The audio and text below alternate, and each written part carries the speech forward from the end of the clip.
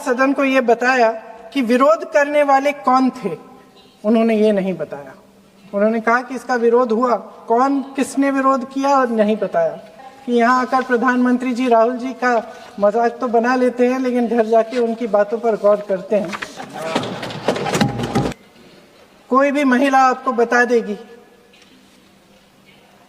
कि बार बार बहकाने वाले पुरुषों को महिलाएं झट से पहचान लेती हैं।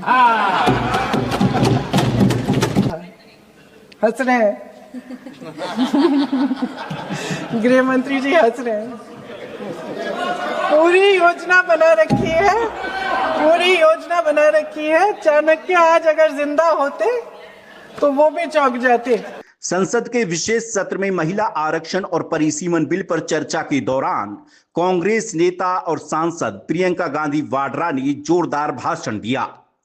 महिला आरक्षण संशोधन विधेयक पर चर्चा में भाग लेते हुए प्रियंका गांधी ने दो टूक कहा कि वो महिला आरक्षण का समर्थन करती हैं, लेकिन उसके बहाने किए जा रहे डिलिमिटेशन का विरोध करती हैं। उन्होंने इस प्रक्रिया का केंद्र सरकार द्वारा एक बहकावे की कार्रवाई बताते हुए पीएम मोदी पर बहकाने का आरोप लगाया। प्रियंका ने पीएम मोदी पर तंज कसते हुए कहा कि बार बार बहकाने वाले पुरुषों को महिलाएं झट से पहचान लेती हैं और ये कोई भी महिला आपको बता देगी। वैसे आज प्रधानमंत्री जी की बातों से ये लगा कि भाजपा ही महिला आरक्षण के चैंपियन, प्रस्तावक और सबसे बड़े समर्थक रहे हैं।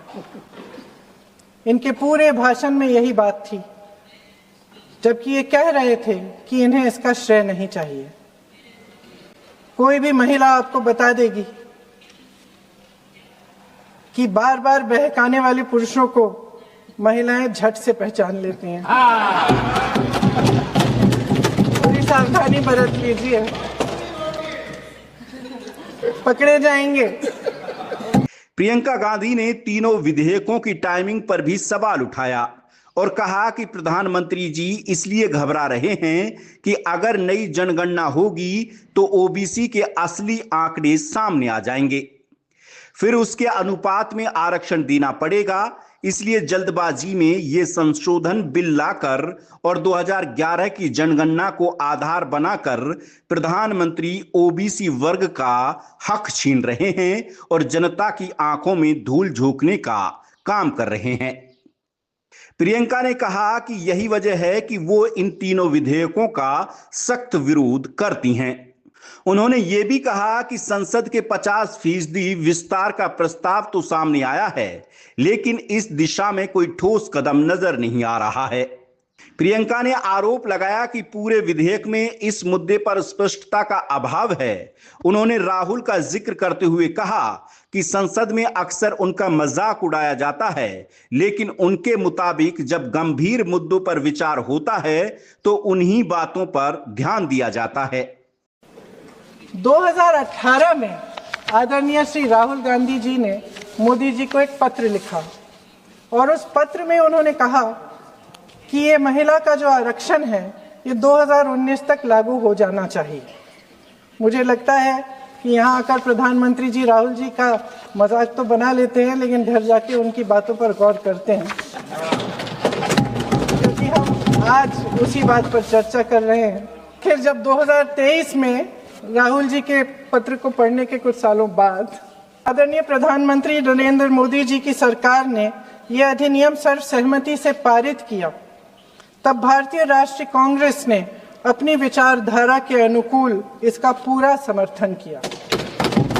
आज भी इसमें कोई शक नहीं होना चाहिए कि भारतीय राष्ट्रीय कांग्रेस महिला आरक्षण के पक्ष में डट कर खड़ी है और खड़ी रहेगी। प्रियंका ने कहा कि कांग्रेस महिला सांसदों के लिए आरक्षण का समर्थन करती है, लेकिन बहस इस पर नहीं बल्कि इस तथ्य पर है कि इस विधेयक में राजनीति की बू आ रही है। प्रियंका गांधी ने कहा कि महिलाओं के लिए आरक्षण का कदम वास्तव में केंद्र की एनडीए सरकार का पॉलिटिकल ट्रम्प कार्ड है, जिसके जरिए वो चुनावों में लाभ लेना चाहती है। सरकार के इस विधेयक का सार सुनिए। सबसे पहले इसमें लिखा है कि संसद में महिला आरक्षण 2029 तक लागू होना चाहिए। अब सहमत है। फिर कहा गया है कि इसे लागू करने के लिए लोकसभा सदस्यों की संख्या 50% बढ़ानी पड़ेगी। मतलब कि सीटों की संख्या 543 से बढ़कर 850 तक बनानी पड़ेगी, बढ़ाई जाएगी।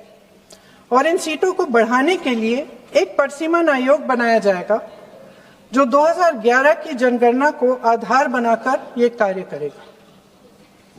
ऊपर से इसमें कोई आपत्तिजनक बात नहीं लगती, मगर इसे गहराई से समझा जाए तो इसका असली मकसद उभरता है। वह राजनीति की बू जिसका जिक्र प्रधानमंत्री महोदय ने किया, वह राजनीति की बू इसमें पूरी तरह से घुली हुई है। उन्होंने प्रधानमंत्री नरेंद्र मोदी के पहले संबोधन का जिक्र किया जिसमें उन्होंने कहा था कि भाजपा महिलाओं के अधिकारों की हिमायती रही है। प्रियंका ने बोलते बोलते अमित शाह की ओर देखा, वो मुस्कुरा रहे थे।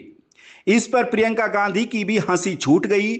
उन्होंने हंसते हुए कहा, हंस रहे हैं गृह मंत्री जी, हंस रहे हैं, पूरी तैयारी बनाकर रखी है आपने।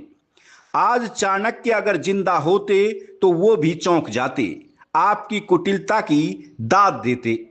उनके इतना कहने पर सत्ता पक्ष और विपक्ष दोनों ओर से लोकसभा में जमकर ठहाके लगने लगे। हंस रहे हैं गृह मंत्री जी, हंस रहे हैं। पूरी योजना बना रखी है, पूरी योजना बना रखी है। चाणक्य आज अगर जिंदा होते तो वो भी चौंक जाते आपकी राजनीतिक कुटिलता पे। कांग्रेस सांसद ने आरोप लगाया कि सरकार चुनाव आयोग, न्यायपालिका और मीडिया जैसी संस्थाओं पर दबाव बना रही है। प्रियंका गांधी ने यह भी पूछा कि लोकसभा की मौजूदा 543 सीटों में 33% आरक्षण क्यों नहीं दिया जा सकता।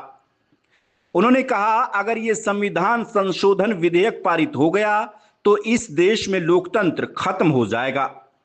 उनके मुताबिक इतने महत्वपूर्ण मुद्दे को बीजेपी ने सत्ता बनाए रखने का हथकंडा बना दिया है। उनका बयान यह दर्शाता है कि विपक्ष महिला आरक्षण के उद्देश्य का विरोध नहीं कर रहा, लेकिन उसके लागू करने के तरीके, टाइमिंग और राजनीतिक मंशा पर गंभीर सवाल उठा रहा है। फिलहाल महिला आरक्षण बिल पर संसद में जबरदस्त गहमा-गहमी है और आज वोटिंग भी होनी है। ऐसे में देखना होगा कि इस शोर शराबे के बीच सरकार इसे कैसे पारित कराती है। हिंद लाइव के लिए राकेश चौधरी।